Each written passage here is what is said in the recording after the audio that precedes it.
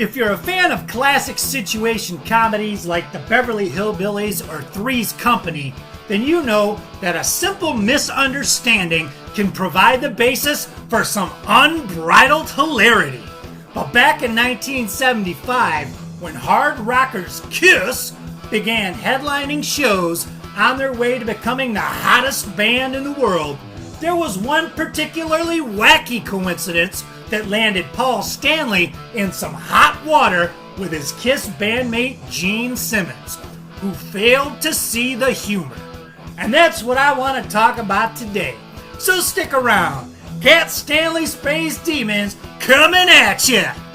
Okay, so as has been mentioned many times on this channel, when KISS began headlining their own shows early in their career, they had many different opening bands that they worked with, bands that included legendary acts like Rush, AC/DC, Bob Seger, among many others. And they also had their share of not so famous groups with which they shared a stage back in those early days. One of those not so famous group was a band called Aigafa, a Michigan-based band which featured none other than Berkeley, Michigan's own singer-songwriter Marshall Crenshaw. Marshall Crenshaw, who was probably best known for his 1982 top 40 hit Someday Some Way and his portrayal of Buddy Holly in the 1987 Richie Valens biopic. The titular character, Richie Valens, of course, portrayed by Lou Diamond Phillips. And anytime I get a chance to say the word titular, I gotta use it because it's a fun thing to say. Titular. Try it, you kids at home. Titular. The titular character, Richie Valens, as portrayed by Lou Diamond Phillips. So Marshall Crenshaw had that hit Someday Some Way in 1982. Played Buddy Holly in that movie with Lou Diamond Phillips as well. He was in Beatlemania. He's done other things in his career, written songs for movie soundtracks like Walk Hard, different kinds of stuff. But those are the things he's probably mainly known for. So his band Aigafa opened some shows for KISS early on in their career. And here's what Marshall Crenshaw would say about opening up for KISS back in the day. He says, "I was in a Michigan band called Aigafa, which stood for A Splendid Time is Guaranteed for All. My first experience playing in an arena was opening for KISS in the mid-70s, and that date would have been June 18th, 1975. Aigafa opened for KISS at the Jackson Sports Arena in Jackson, Michigan. Jackson, Michigan, of course, might be best known as being the home of Jackson Penitentiary, the major Michigan prison. But Crenshaw goes on to say this. He says, "We were into the Grateful Dead's psychedelic stuff when they had two drummers, and we were also into the Allman Brothers. Aigafa did a lot of jamming, stretching out the songs, did ambitious arrangements with lots of harmonies. We had a manager, and I swear to God, his name was Paul Stanley. He was from Oak Park, Michigan. He kept us busy as a bar band playing in Ohio and Michigan. At some point, Paul wanted to get into concert promotion.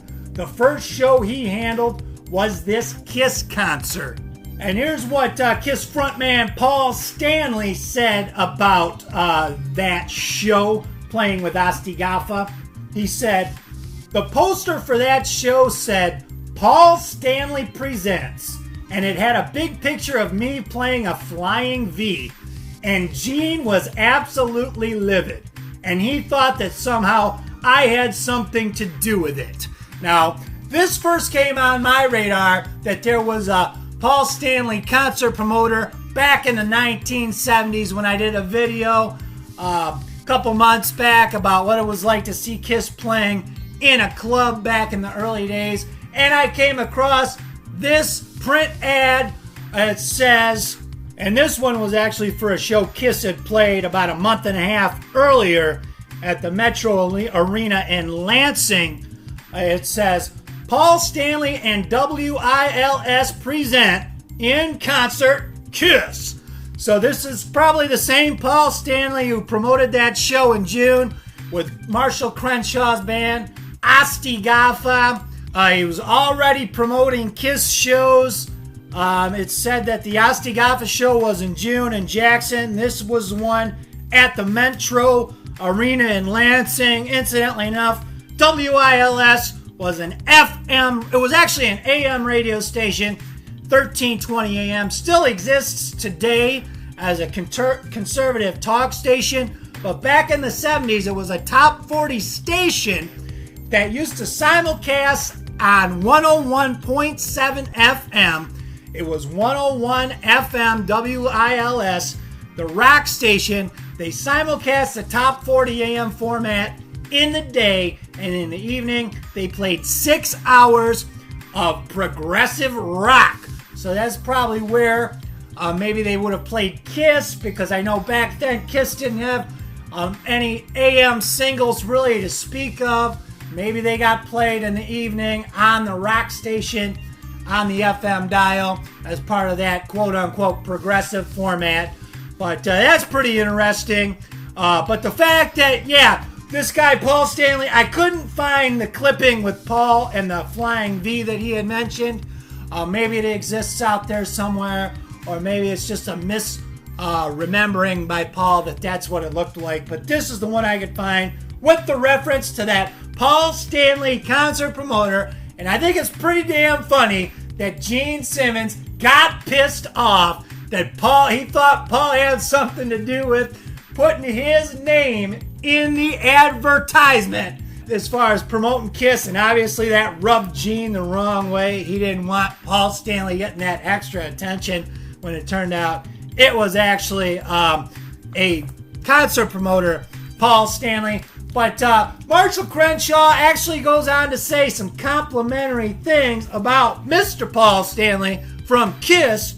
Later on, he talks about how KISS made a really great impression on them, and he was hanging around with the guys from KISS. One of the guys he found out later was Paul Stanley, who happened to be cruising around the arena on roller skates and playing a Gibson Melody Maker. I don't know, maybe Paul was playing, that Melanie song, I got a brand new pair of roller skates. Maybe he thought Marshall Crenshaw had a brand new key. I don't know.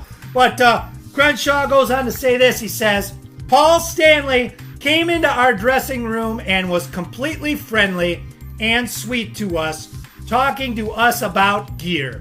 I just thought, man, this is great. All I'd ever heard about were horror stories of opening acts getting shit on by the headliners, but Paul was real gracious, and I thought that was very cool. And so Paul Stanley, apparently he was still into gear back then, because later on, Paul would say that he sold his vintage guitar collection, and that talking about gear and guitars with other musicians bored the hell out of him. So maybe back in the day, he was still into guitar and gear, liked to talk about it. That was probably before he discovered the finer things in life, like art and fine wine and Broadway shows. Why would anybody want to talk about Les Pauls and Telecaster thin lines when you can go see La Caja Falls and a chorus line on Broadway, I don't know. But I thought it was pretty funny. Marshall Crenshaw lauding Paul Stanley for being a real cool guy. And I always like to give credit where it's due to Paul Stanley when somebody says nice things about him. And Gene Simmons got pissed off because just by pure happenstance, there happened to be a concert promoter named Paul Stanley. And Paul Stanley's name was all over the promotional materials for that gig. Apparently more than one gig that KISS played in Michigan back then.